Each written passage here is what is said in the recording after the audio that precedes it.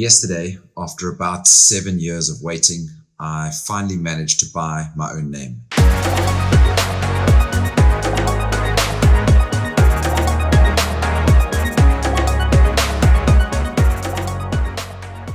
Hey, what's up? Yesterday, I finally purchased my own name, Gareth Pickering, but the .com.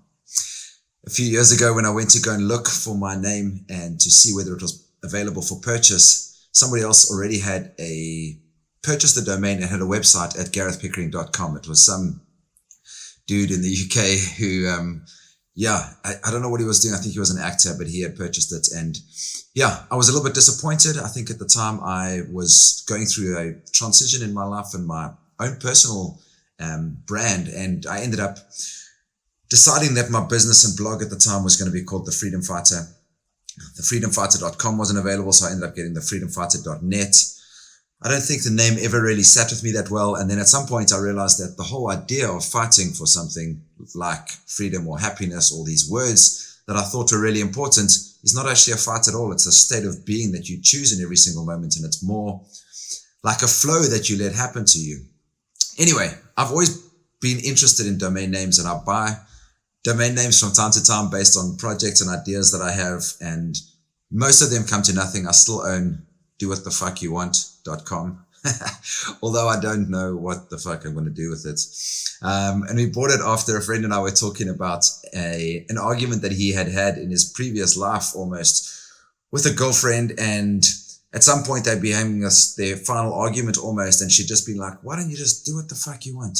And at that moment he was like, yeah, maybe that's what I'm going to do. And he ended up packing up his life and going traveling. And we just thought it was an interesting story. And I don't know exactly what we're going to do with that domain. I also woke up in the middle of the night one night, and after thinking about this idea of, instead of meditating every single day, that you just take the time to floss your teeth and be present while you floss your teeth, I bought the domain name Philosophy.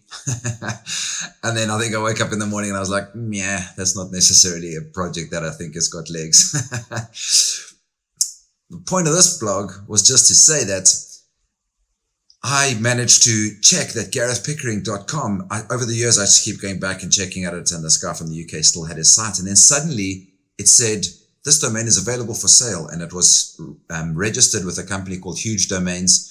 I think they buy and do cyber squatting, where they just buy a whole lot of different domains and then they sell them at a premium. And at the time, garethpickering.com was available for $700 US.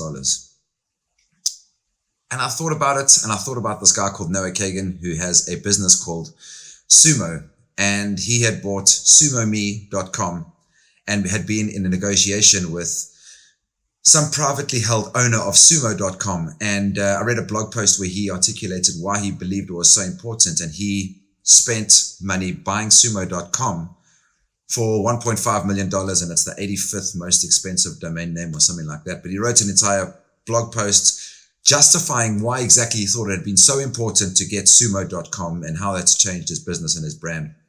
And so I had that going on in my head when I was like, the $700 for garethpickering.com sounded expensive. So I left it. I bought garethpickering.co because it was sort of close. And again, always felt a little uncomfortable. garethpickering.net was available. And I guess all of this just has to do with ego, like this idea that you want the .com version of your name. And yesterday I went to go and see, and Huge Domains had marked the domain name down to $95. So yesterday I purchased garethpickering.com.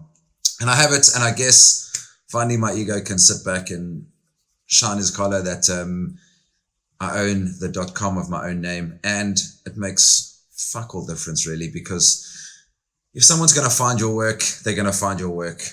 I think the point of this vlog is to say that if you're thinking about a project or you are looking at developing your personal brand, get out there and buy the domain name that resonates with you. And for most of us, I think we should be aligning our work with ourselves personally, unless there's a very strong reason why you don't. It's not about having a separate domain or separate brand specifically, but for most of us, our brand and our product is ourselves, and we have a uniqueness that we carry that is intrinsically you. It's what makes you you, and nobody can compete with you and go head to head with you when you are just authentically yourself. And so if you end up getting the .com or the .co or the .net or the .guru or the .photography or the .whatever, it really doesn't matter. And I saw that as well when someone like Sam Harris, who clearly has a very popular name, didn't manage to get the .com. They got the .org, and his business is flying. It makes no difference in his world whether he owns the .com, the .net, or in his case, the .org.